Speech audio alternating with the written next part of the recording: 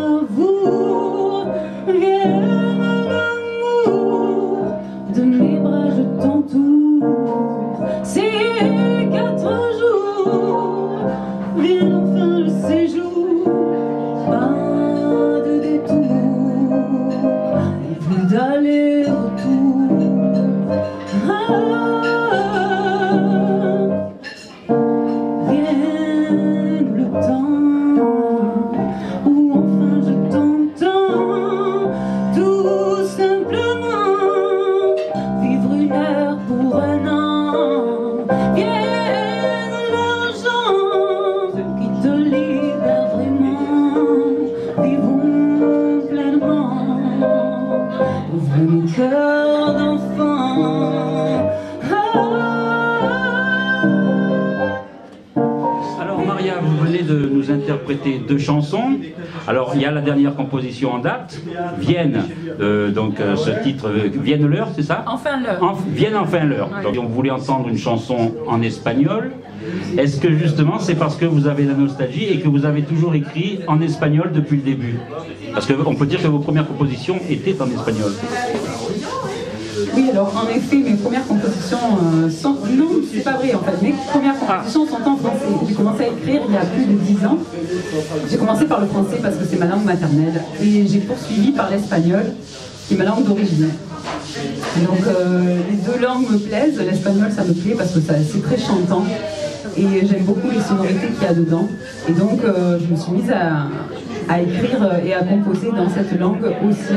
Et puis je suis revenue à l'origine, enfin au début de ce que je suis, le français. Voilà. Donc la dernière composition Vienne enfin l'heure, extraite de mon album 5 titres en français qui s'appelle Je me libère. En général, je garde une chanson, enfin une langue pour une chanson. Je mélange pas beaucoup. Dans un spectacle, oui, en effet, je mélange. Il y a de l'anglais, il y a du français, il y a de l'espagnol, parce que j'aime la richesse des langues, j'aime la sonorité, c'est pour ça que je chante, c'est parce que j'aime la musicalité, j'aime les sons.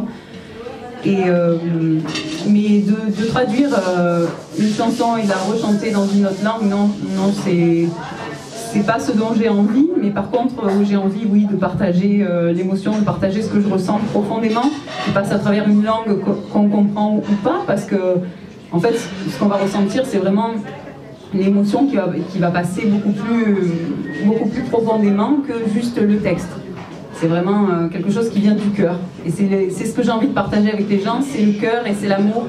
Et c'est vraiment ce que je ressens. Et c'est ce que je sens aussi quand je suis sur scène, c'est ce que me renvoie le public, c'est beaucoup d'amour et c'est magnifique.